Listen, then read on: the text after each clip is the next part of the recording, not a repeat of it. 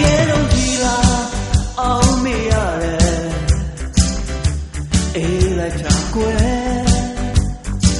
အမြဲကိုအတွက်အမောပြေစေနိုင်တဲ့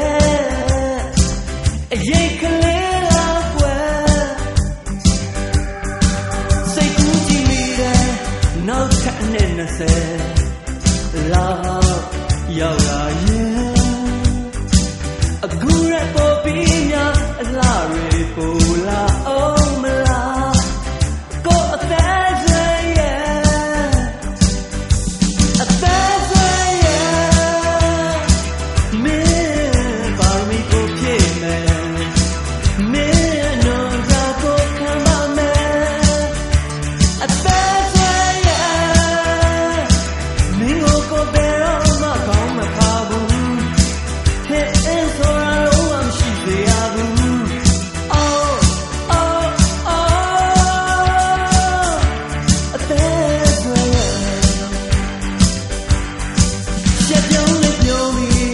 ကောင်းနေမငုံခင်မေးကြည့်တယ်မင်းနှခမ်းလေးက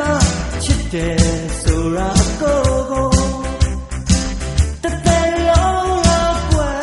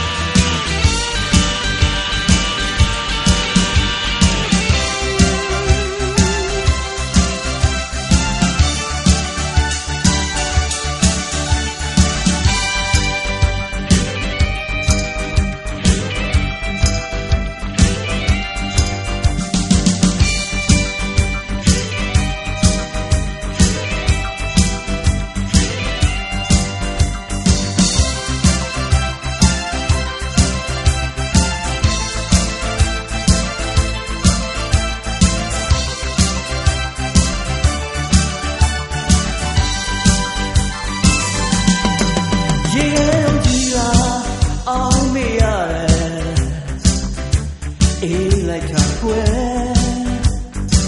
အမြဲကိုအတွက်အမောပြေစေနိုင်တဲ့